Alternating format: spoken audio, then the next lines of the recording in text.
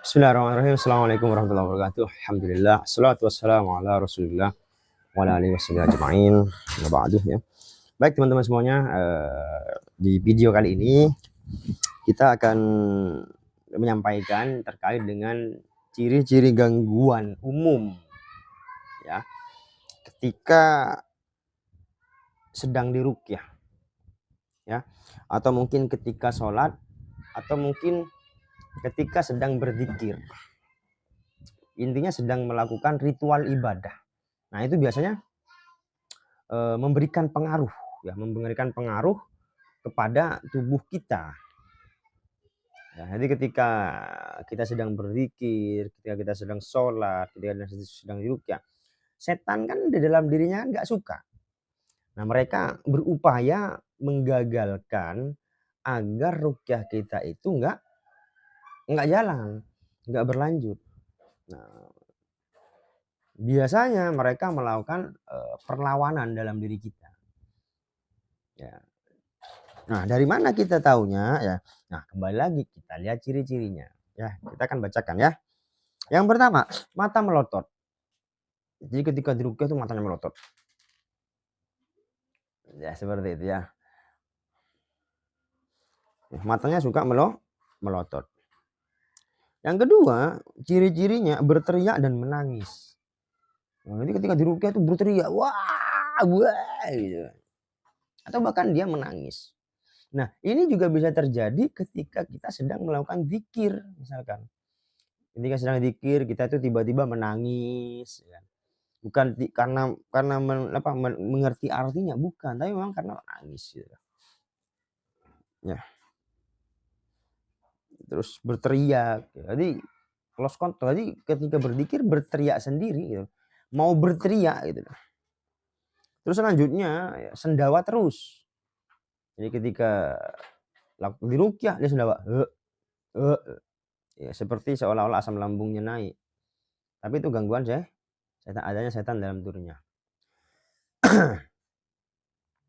Selanjutnya, ciri-ciri umumnya adalah punggung panas. Jadi punggungnya itu terasa panas atau mungkin terasa berat. Ya, nanti ada hawa panas, ya, ada kerasa panas di punggungnya. Atau mungkin terasa berat di situ ya. Ciri-ciri selanjutnya, kekuatannya tidak normal. Nah, ini biasanya terjadi kepada orang-orang yang sedang kesurupan. Dia tuh dipegangin, ya kan? Wah, dipegangin 5 orang itu terlempar semua 5 orang. Ya, jadi punya apa ya? Bukan punya kekuatan super ya, tapi memang ya karena yang mereka tahan ketika kesurupan itu adalah itu setan gitu, bukan manusianya. Nah, seperti itu ya. Memiliki kekuatan yang tidak normal, memiliki kekuatan yang luar biasa. Nah, seperti itu. Terus selanjutnya, terasa ada sesuatu yang berjalan di dalam perut. Nah, seperti ada yang bukan hanya perut sesungguhnya, di dalam tubuh. Ya, jadi ketika diruqyah atau ketika berzikir ya kan, itu seperti ada yang jalan di perut muter-muter, tapi nggak tahu itu apa. Di tangan ini berjalan gitu ya. Terus di kepalanya jalan muter-muter, gerak-gerak sendiri, atau ada yang jalan di punggungnya. Ada yang merasa jalan, pindah-pindah di punggungnya.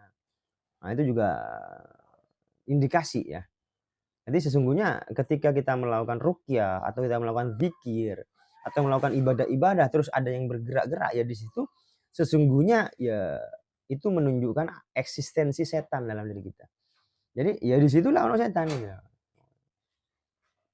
Seperti itu. Gerak-gerak di pelipis sini ya. Ya. Nah, seperti itu. Ya, terasa ada sesuatu yang berjalan di dalam tubuh kita. Ya, terkhusus itu di bagian perut biasanya. Jadi seperti ada yang muter-muter begitu.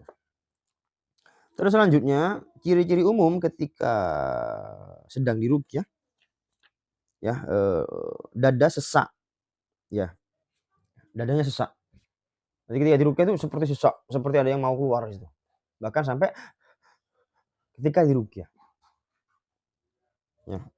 Bahkan ada yang sampai mual dan muntah di situ. Ya. Ketika diruqyah mual dan muntah. Itu ya indikasi memang ada setan dalam diri kita. Terutama yang ini ya, yang punya penyakit-penyakit lambung gitu. Itu ketika diruqyah biasanya muntah. Artinya apa? Ya memang ada setan dalam lambungnya yang mempengaruhi kinerja lambungnya, membuat asam lambung naik dan sebagainya di situ.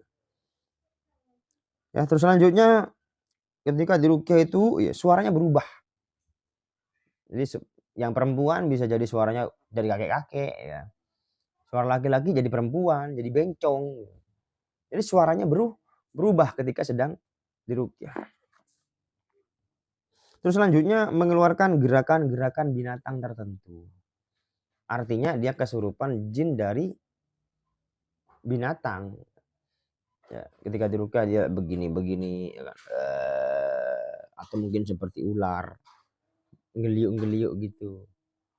Ya, atau mungkin seperti toke, seperti tikus, macam-macam. Seperti buaya biasanya. Nah, itu setan-setan ya. Setan-setan dalam tubuh kita.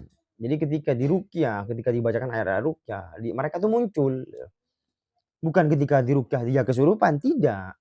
Tapi ketika sedang diruqyah, ya kan, ayat Al-Quran itu memberikan pengaruh pada dirinya, sehingga setan-setan dalam diri itu ya mulai kocar-kacir, ya, mulai kocar kacir.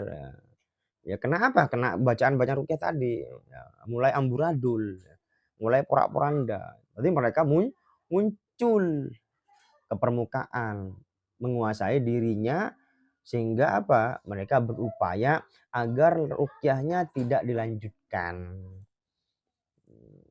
Jadi maksudnya biar peruqyahnya berhenti, habis itu dia aman gitu lah. Maka dari itu dia muncul lah permukaan berwujud seperti ular, seperti binatang, ya, seperti buaya, seperti harimau. Itu apa? Itu agar berhenti aja ruqyahnya. Dan peruqyah yang ngerti itu paham bahwa ini adalah tipu daya setan, bukan diajak ngobrol. Nah, seperti itu. Ya, lanjutkan ruqyahnya ya. Nah, itu adalah ciri-ciri ya. Ciri-ciri umum ya ketika sedang diruqyah atau sedang melakukan zikir secara mandiri atau mungkin sedang melakukan ibadah-ibadah yang lain terutama sholat. Nah, itu ya teman-teman semuanya ya. Nah, beginilah caranya kita mendiagnosa ya, bagaimana adakah gangguan setan dalam diri kita atau enggak ya. Ya caranya ya begitu, dilihat cari cirinya. Ya, bukan dilihat jinnya karena jinnya tidak bisa kelihatan. Ya, begitu ya. Ini adalah ciri-ciri umum ya terkait dengan diri kita sedang diruqyah. Nah, insya Allah nanti di video selanjutnya ya kita akan bahas terkait ciri-ciri khususnya. Ciri-ciri khusus. Nanti khusus ini ada jin nasab, ada jin pecinta, maksudnya jin yang mencintai kita, ada jin yang balas dendam, ya, ada jin yang mengganggu rumah. Ya nanti insya Allah kita akan bahas di pertemuan-pertemuan selanjutnya ya, di video selanjutnya insya Allah ya. Moga-moga Allah mudahkan semuanya. Barakallahu fiik. Ya, semoga bermanfaat. Sekian dari saya. Assalamualaikum warahmatullahi wabarakatuh.